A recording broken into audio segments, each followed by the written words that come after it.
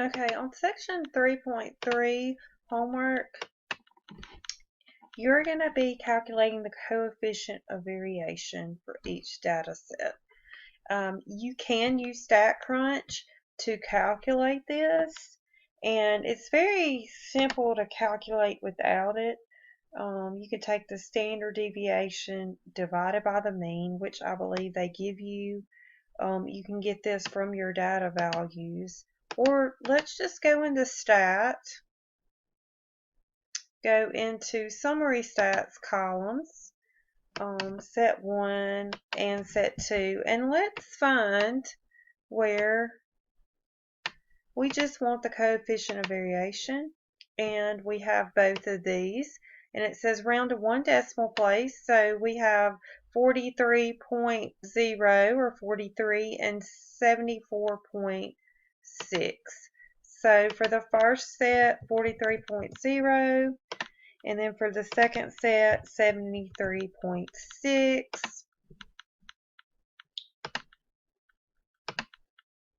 Let me double check our second one more time.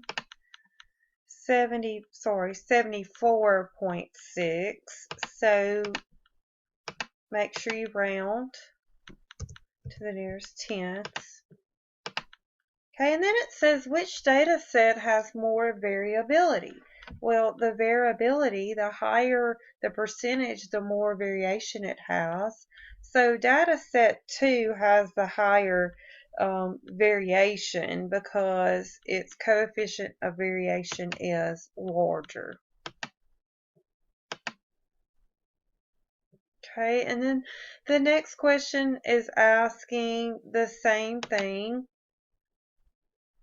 Okay, z-scores. To calculate a z-score, you basically take your value, your x value, if you want to call it, minus your mean. You take the difference between those two and divide by the standard deviation. So if you were to use your calculator, and you will be allowed to use your calculator on your test, if you take 47 and you subtract the mean, which is 37, that would be 10, and divide that by 12. 10 divided by 12 would be 0.83, and that would be your z-score. So all you're doing for the z-score is you're taking your value here, subtracting the mean, and dividing by the standard deviation, and make sure that you round to 2 decimal places. So let's do one more of those. Let's take 62 minus 37, which is 25, divide that by 12. 25 divided by 12 is 2.083, which rounds to 2.08. And you continue to do that on all 4 parts.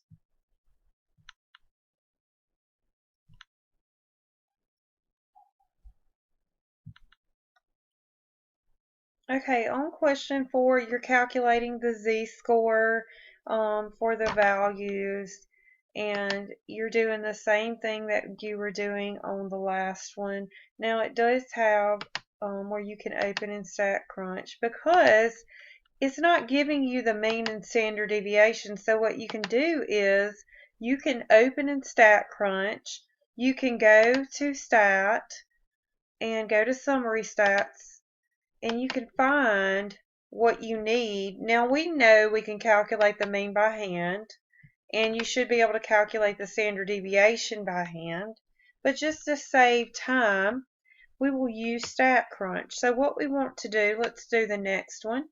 We would take 5, subtract the mean, which is 10. So 5 minus 10 would be -5. Okay, divide that by the standard deviation. So 5 divided by 4.2426407, we can round. And that was a negative, so this would be -0.24.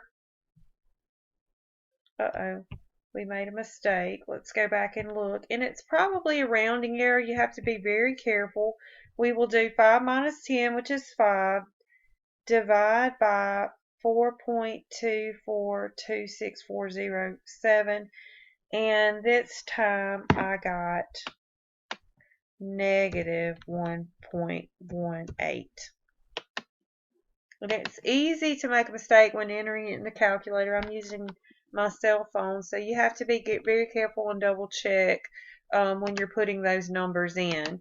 And then for this one, it's the same thing. You take 708, subtract the mean, divide by the standard deviation to get your z-scores.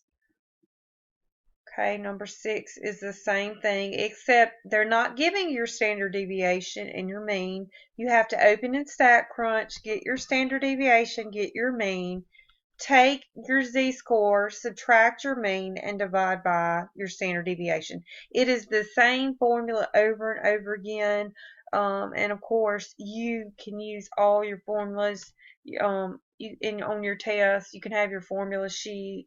I try to narrow down what formulas you need. Some of these you will not have on your test, but these are important that you do know how to work these.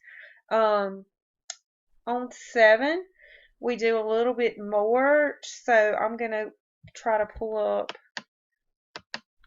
a new exercise so I can show you how we got these numbers. See if it will give us a similar exercise. It won't let me clear.